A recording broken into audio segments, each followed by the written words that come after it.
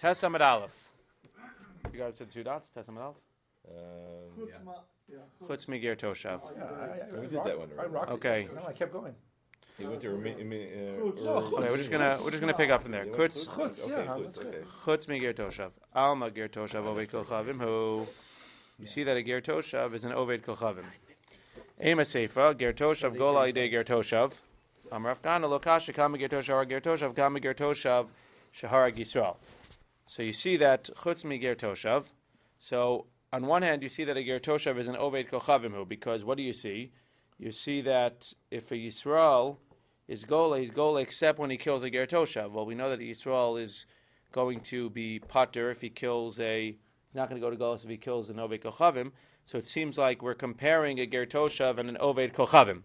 Comparing a Ger Toshav and an Oved Kolchavim, so Lamaisa, you see that the Ger Toshav you will not have Golus for. But the Sefer says that a Ger Toshav is Gol Al Yidei Ger Toshav, that a Ger Toshav himself will go into Golus if he kills another Ger Toshav. So how could that be?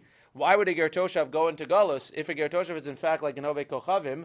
Then a Ger Toshav himself, when he kills somebody, should not go into Golus because an Oved Kolchavim never goes into Golus. Amar of Kahana lo kasha kam Ger Toshav shahara Ger Toshav kan be Ger Toshav shahara Yisrael. No, the difference is that a Ger Toshav who kills a Ger Toshav, he goes into Golus. A Ger Toshav who kills Yisrael doesn't go into Golus because we assume that Golus is not good enough to be able to go ahead and give him a kapara. Now it's not clear from here, and it's not actually going to be clear from the Gemara, what happens if a Yisrael kills a Ger Toshav. It sounds like Yisrael golan al yideim chutz mi Ger Toshav, that a Yisrael will not get Golus for a Ger Toshav. That if Yisrael kills a Ger Toshav, he will not have to get Golus. Walks free. In the verse of Israel kills someone, and even the victim of the Ger Toshav, the assailant is exiled. The reason for this change is that a Ger Toshav is generally included in the laws of exile. He kills an Israel, it's time to exile. Okay, again, this is according to the Ritva, but it seems like according to Rashi, if you look at the Rashi over there on the right, chutz mi Ger Toshav, umashma dimitarvayu mimayit lei, de lo hava gol al yidei harigaso el neherag, velo Yisrael gol alav. So we see that he's being mimayid me both, that he's not going to be gol from killing. He's going to get killed, and Yisrael is not going to love. Let's just review for a second. What happens when a Nachri kills somebody? When Nachri killed somebody, assuming they were going under Jewish law, so the Nachri himself gets killed, whether he killed B'shogeg or B'mezid. So if we're going to treat a Ger Toshav like an Oved Kolchavim, then anybody that he kills, regardless of whether it's Shogeg or Mezid, he's going to get killed. If we treat him like a Jew, then he can go to Gula sometimes. So we're saying that a Ger Toshav, it depends who he kills. If a Ger Toshav kills a Yisrael, so then Lamaisa, he is not going to be able to go to Gullus. And if a Ger Toshav kills another Ger Toshav, then he can go to Gullus. What happens if a Ger Toshav kills another Ger Toshav? So he goes to Gullus. If he kills a Yisrael, it sounds like Rashi saying to Lo Sagi Le Begullus, he's going to have to die. He can't go to Gullus. I guess that's the whole Chenek and Sayef thing. Right. It's not enough. Zok the Gemara, Ika Derami Kraya Dade. There's another way of learning this. Ksiv Levnei Yisrael Lager L'Toshav B'tocham Tiena Sheish Arim Uchsiv Ayu Lachem Arim L'Miklat Lachem V'lo L'Gerim. I mean, you see over here that Bnei Yisrael v'lager l'toshav b'tochem tiena sheish arim seems to be, again, we're going to give the same answer, but we have a contradiction. It sounds like there are 6 arim for the ger, and then it says, vayu lachem, it'll be for you, lachem v'lo l'gerim. So which one is it? Are the arim miklat for the gerim, or are they not for the gerim? Are you ger toshav? Rav Kahana lo kashya. Kan beger toshav shaharag Yisrael, kan beger toshav shaharag ger toshav. So it's not a kasha. The Ger Toshav who kills the Yisrael, like we said, will not get galus. The Ger Toshav who kills the Ger Toshav will get galus. Umini, we have a kasha. Leficha ger v'ovi kachavim sheneharagu nerag. And if a ger or an ovi kachavim kills somebody else, no matter who they kill, they get killed. Kitani ger dumi dovi kachavim. It sounds like over here we're comparing a ger to an ovi kachavim. Ma ovi kachavim loshna dekatel bar minei v'loshna dekatel lelav bar minei nerag. An ovi kachavim gets killed whether he kills a non-Jew or whether he kills a Jew. If you're comparing a ger to a non-Jew, then the ger should be killed whether he kills a Jew or whether he kills a type of his own, which is a ger toshav. So what are you telling me over here, that a ger toshav is going to get gullus for killing a ger toshav? It sounds like he should get killed for killing a ger toshav. Amar Rav Chisda lo kasha. Kan shehargu derech yirida, kan shehargu derech aliyah. No, there's a difference. If a ger toshav kills derech yirida, which is the way that you usually go ahead and you have to be more careful with, so if a ger toshav kills a ger toshav that way, then what's going to happen? Then he's going to, what? Then seemingly he'll die. Derech yirida, Kanchar Derech Aliyah. Derech Yerida di Yisrael Gali Iyu Nami Sagi Le Begalus. Derech Aliyah di Yisrael Pater Hu Nerag. So the Gemara says the opposite svar that I would have said. The Gemara is saying that just like a Jew goes to Galus for Derech Yerida because he should have been more careful, and Derech Aliyah is Anus, he doesn't go to Galus. So too over here, he goes to Galus for Derech Yerida, and Derech Aliyah, he doesn't go to Galus. What's the problem? What's the problem with that svara?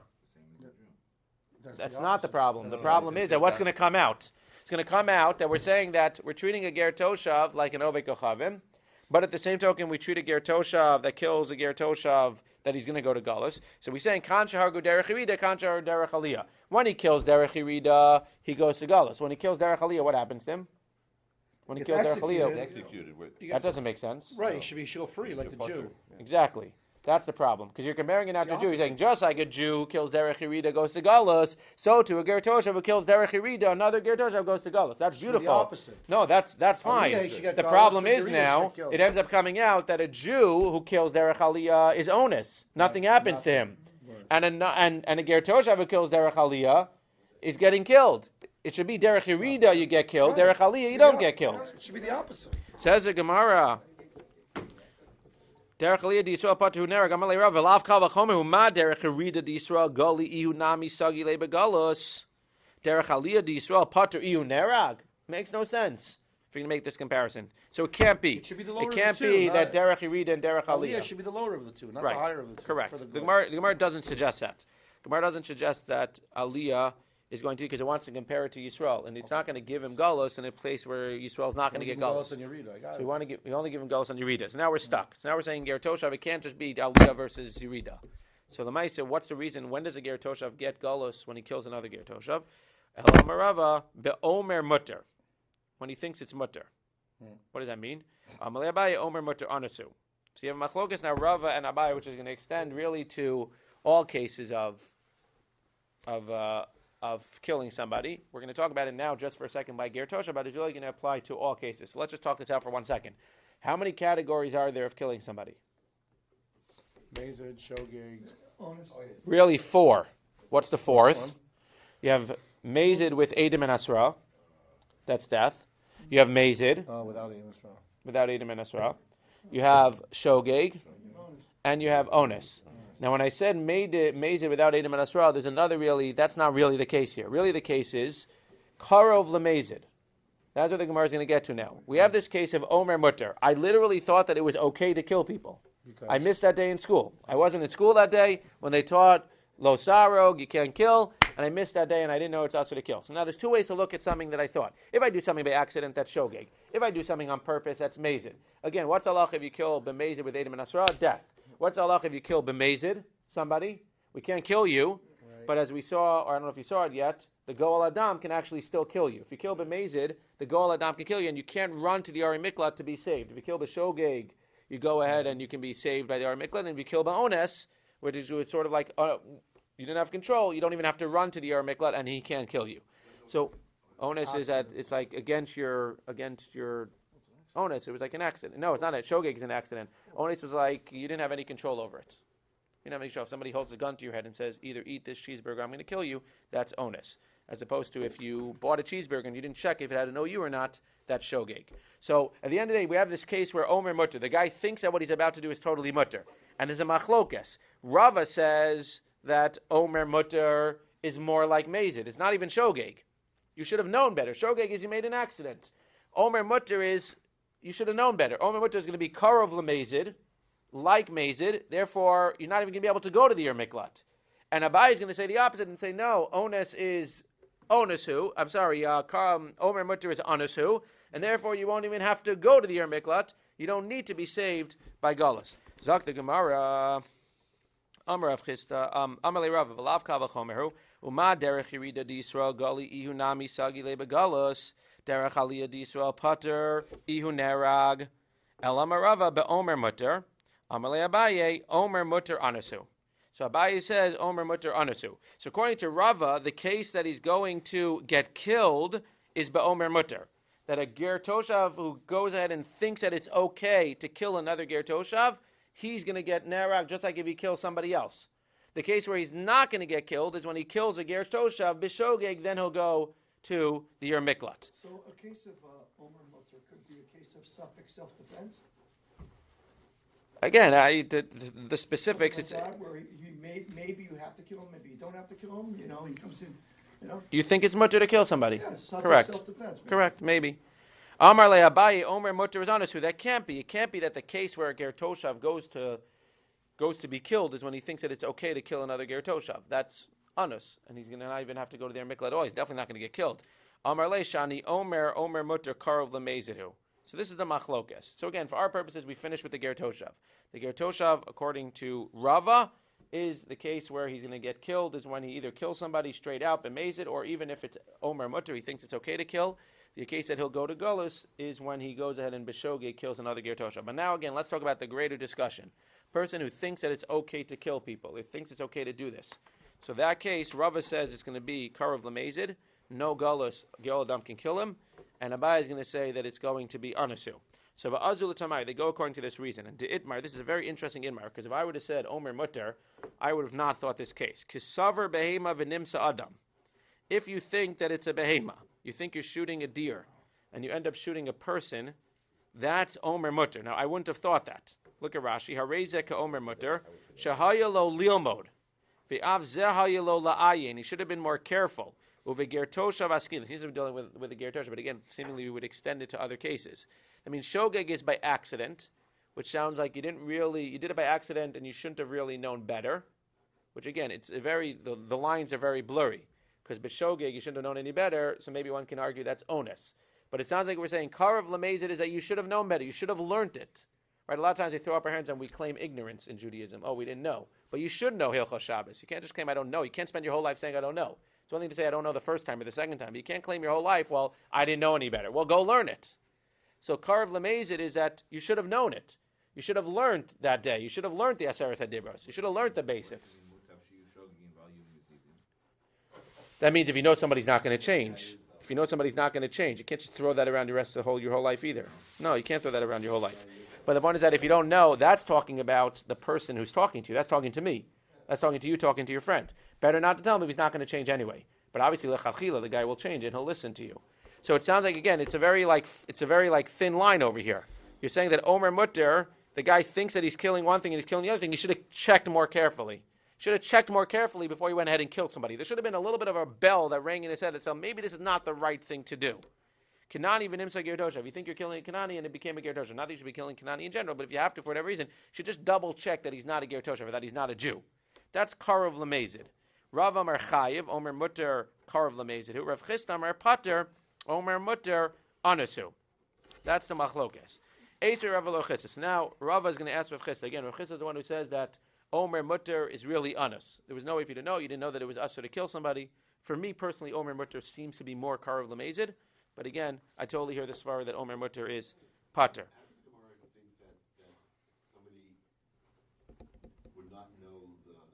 Intuitively that you don't kill. I thought that that's an extreme. It's an extreme example killing, but you may not know it's all the Shabbos, but I thought that Hashem in the Bria makes everybody know basic. Kind didn't. What makes something usher to do?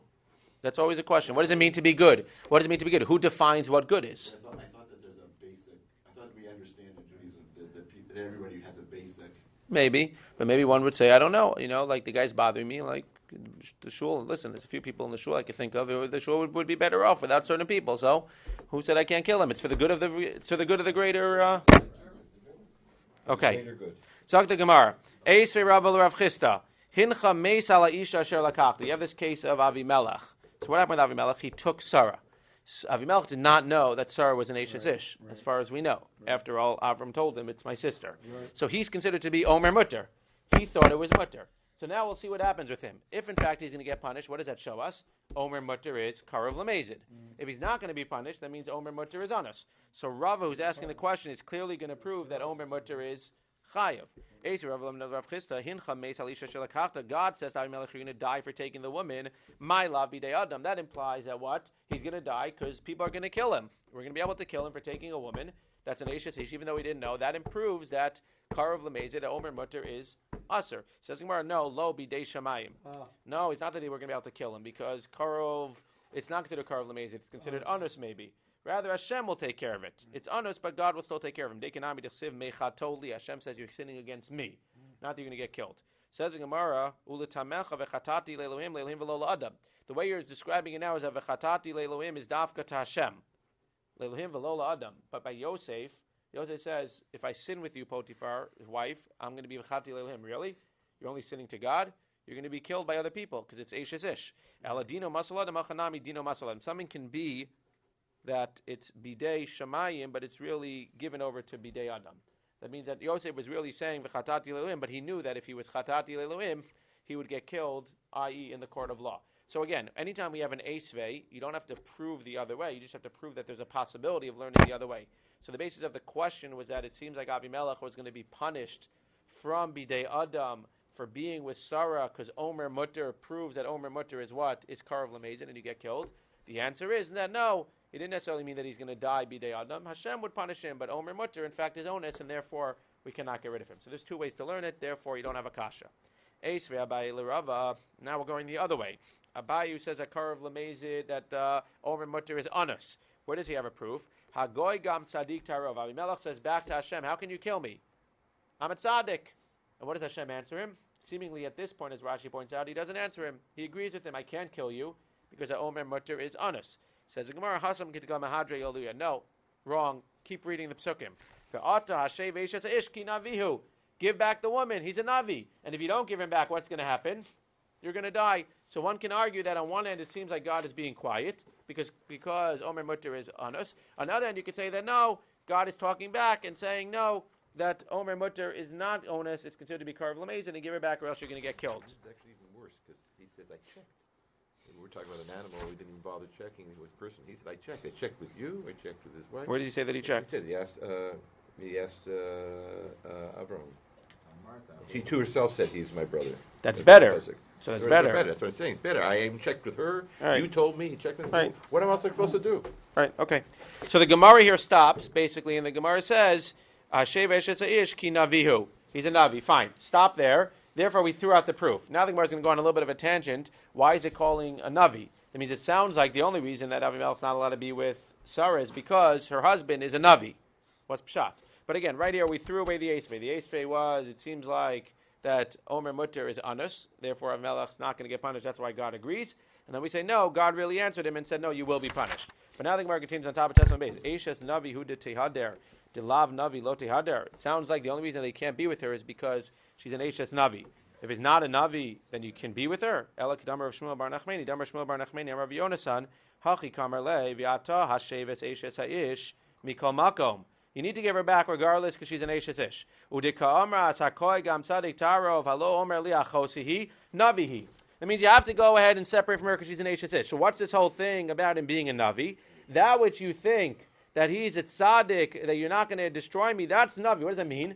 Umim chalamad. God is saying to him, it's your fault. This whole thing is your fault. You're tining. What did I do wrong? He's saying it's your fault. Why is it your fault, says God? He's a Navi. What does it mean he's a Navi? That means not that Avram's quote-unquote a Navi. It's that Avram's smarter than you think. Why? Achsanai ba'she'ir al iski achilu shiyasholon so klum sholon so ish chazu achos chazu. He says, let me ask you, Avimelech, a question. A normal person, which is not you, Avimelech, a normal person, when somebody comes into the city, what's the first thing you ask him? Oh, can I give you some food? Can I give you some drink? You don't say, oh, is that your sister or is that your wife? It's not the first question you ask somebody. I mean, maybe some people do. The fact that you asked that question to Avram Avinu, he's a Navi in the sense that he was smart enough to understand that he needs to say that she's his sister or else he would have killed him. Therefore, it's sort of like your fault that this whole thing happened in the first place. You're tining, I didn't do anything wrong, and I checked, and this and that. Yeah, but if you would have asked him if you want some food and not say, good morning, who's this woman with you, then this whole thing wouldn't have necessarily happened. And therefore, at the end of the day, we have no proof either way, and just as a derech agav, we say that this was Avimelech's fault. And now, Mikan, the fact that Avimelech would have been killed, had in fact he would have sinned with Sarah, Mikan sheben Noach nerach sheyelo li'omo v'lo lama, that in general, if a ben Noach goes ahead and does something b'shogeg, then they still get killed because they should have learned, and they didn't learn. Fine. Zok the Mishnah. Hasuma ein golas. A machlokas whether a blind person goes into golas. Why should a blind person for killing not go into golas? So one can argue that based on the psukim. What are the psukim? Hasuma ein gola. Divrei bihu. Divrei meir omer gola. Hasone ein gola. If you hate somebody, you don't get golas. Now, asuma ein gola seems to be a technical thing. What would happen to the suma? Unclear. Does that mean that the suma would just go ahead and be able to assume as a blind person? Does that mean the blind person would just get killed, or does that mean that they don't even need the golas? That's a question. But by a sone, it seems like hasone eino gola. If one person who hates another person kills that person, quote unquote, by accident, he doesn't go to golas because we assume that it was on purpose. Rabbi Yossi Omer hasone nerag mipnei shehu muad. Rabbi Yossi says that a sone is killed because it's like a muad. Rabbi Shimon Omer yesh shone gola v'yesh shone she'eino gola zaklal koshu yachol omer l'das harag eino gola shelo l'das harag harei gola. Rashi explains that according to Rabbi Shimon, the default is that a sone killed the other guy on purpose. It means you have to sort of like the burden of proof is to prove that you didn't kill him on purpose. You assume that if two sones are in a room with each other and one walks out and the other one doesn't, that the sone killed him. And he didn't just drop dead. Unless you could prove that he didn't kill him. So let's see what this means. Let's start with the summa. Tana Rabbanan. Below ra'os, without seeing, prat l'summa. The pasuk says, O b'choleven asher yamas ba below ra'os, v'yapel alav v'yamos v'hu lo oyev lo v'lo mevakesh ra'aso. That he didn't see him.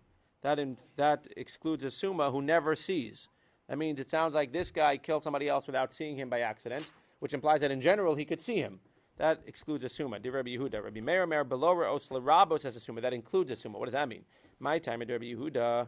What's the reason of Rabbi Yehuda that it excludes a summa? Dechsiv asher yavos re'eu bayar. If you're walking in the forest, afilu summa. That means even a summa. Whoever's walking in the forest will be in the parsha of Ari Miklat. Asa below ra'os mate. And then it says below ra'os to exclude a summa. Rabbi Meir says below ra'o lemai. The problem is that below ra'os excludes a summa. Bivlidas lemais. Without knowing. What does it mean without knowledge? That's somebody that's also a summa. So you have two negatives. What does two negatives make? A positive. Where did they get that from? The Gemara. It wasn't just made up. Where did they get two negatives makes a positive? From the Gemara. Have a miut achar miut. Vein miut achar miut el larabos. So it says below ra'os. Bivlidas. They're both excluding a summa. Two exclusions of a summa is going to include a summa.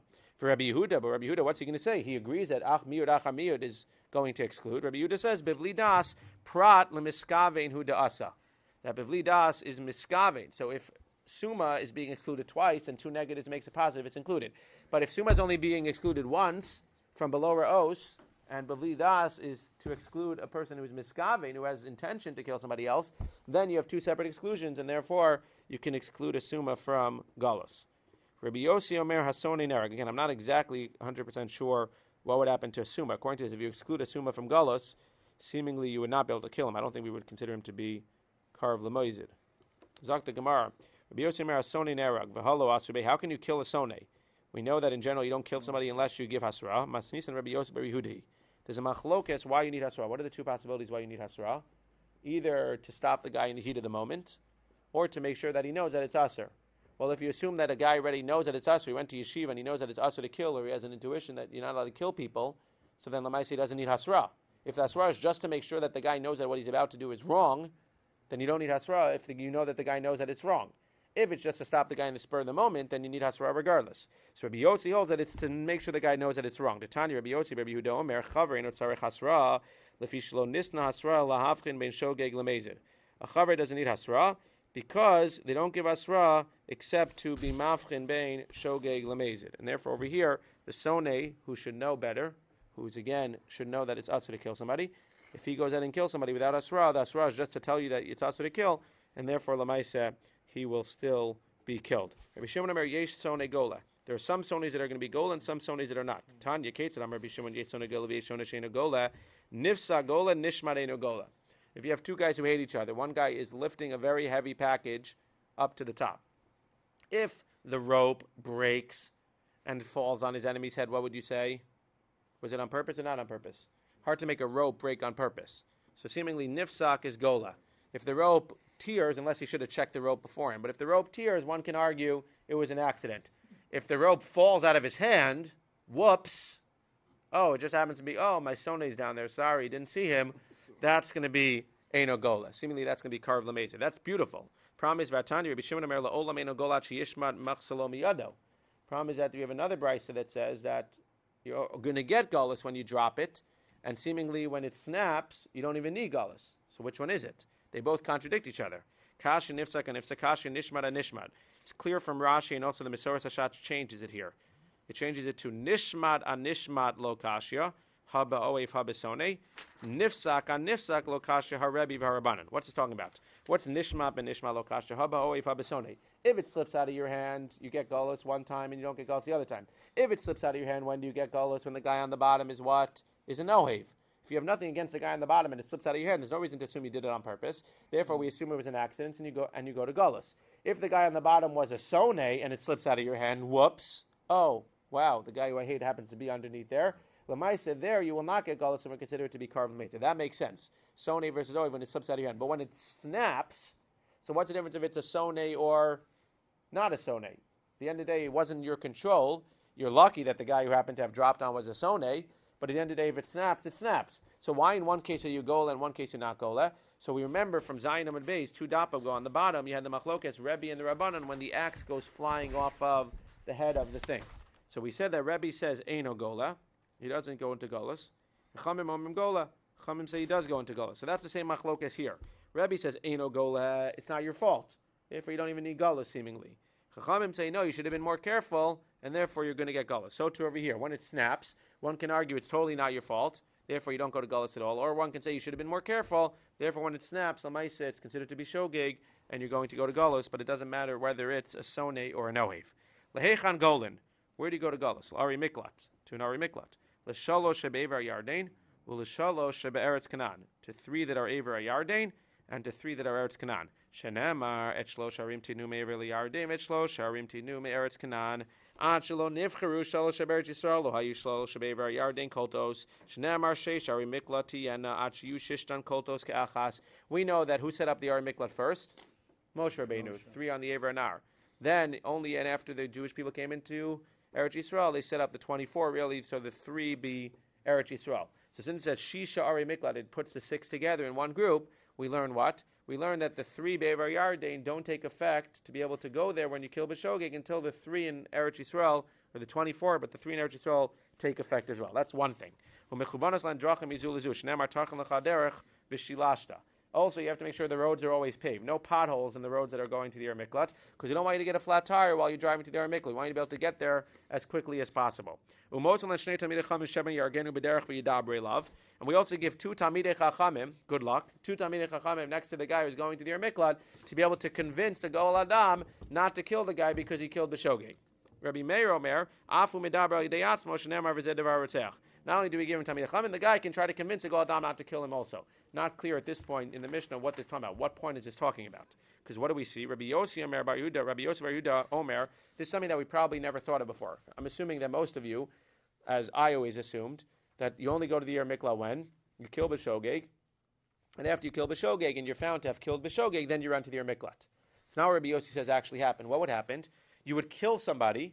As soon as you kill somebody, whether it was B'mezid, B'shogeg, we don't know what happened. The second you kill somebody, you run right to the Yer Miklat. Then what happens? Beit-din comes, pulls you out of the Yer Miklat, brings you to Beit-din, and judges you. Then they decide, if you killed with edim and asra, see you later. If you killed without edim and asra, and it was b'mezid, good luck, on the street, Goel Adam can kill you. If you killed b'shogeg, go back to the Yer Miklat. If you killed b'ones, you can go free, and the Goel Adam cannot kill you. That's just interesting. So now when we're talking about the 2 Talmidei Chacham escorting him, seemingly what's that talking about? That sounds like, even though it's hard for me to understand, that sounds like from Beit-din to the Yer Miklat, you have 2 Talmidei Chachamim with him. They're not interviewing him. They're protecting him so that the Goel Adam doesn't kill him. I would have thought that he would have also a police escort. Again, he went to court. He was found to have killed B'shogeg. The Goel Adam, as we know, is standing outside of court. He's waiting to hear the verdict. As soon as he hears B'shogeg, he's going to walk into the court and shoot the guy down. So it sounds like we have Talmidei Chachamim. Maybe one can argue we have police, we have bodyguards or whatever. He's literally going to be there because he's allowed to kill the guy if he killed B'shogeg. And he's allowed to kill the guy as long as he's out. The question becomes, is he allowed to kill the guy only once he goes into the Yer Miklat and comes out? Or is he allowed to kill him even on the way? So what does it say over there? Is he allowed to kill him on the way? Rambam says what you're saying. That he's allowed to kill him on the way? No, this is being returned. He's only allowed to kill him when he's... No, I'm talking about your point that this saying the 2 Talmidei Chacham are to return him from Beit-din. Right. But that doesn't make me feel too safe if I killed somebody b'shogeg and I have the Goel Adam waiting for me and I'll say, oh, Baruch Hashem, I feel protected. I have 2 Talmidei Chacham on my right and my left. I want like a police escort or something. It sounds like we're giving the Goel Adam the equivalent, the ability to be able to kill you on the way back to the Yer Miklat. I understand that.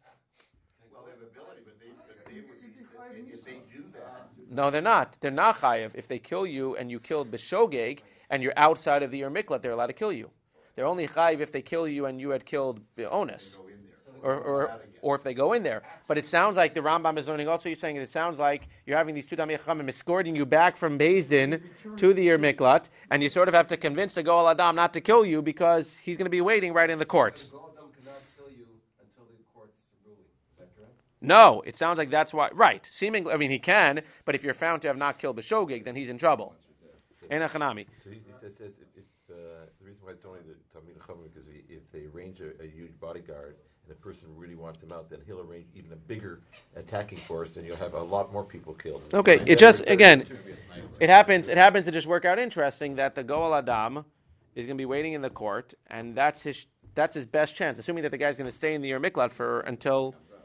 Right, he's going to stay in the Ir Miklat until the Kohen Gadol dies. His best chance is to basically take him out between the court and the thing. Again, the Talmidei Chachamim are going to be sitting there. We're assuming people are Erlich people, and they're going to be sitting there. Why are the Talmidei Chachamim there? They're telling him, as Rashi says, give him a break. He killed B'shogeg. He didn't do it on purpose. If he would have done it on purpose, then we would let you kill him, Enachanami. But he did it B'shogeg. We've already judged. We just finished the court case. It was clearly B'shogeg. Give the guy a break. Zog the Gemara.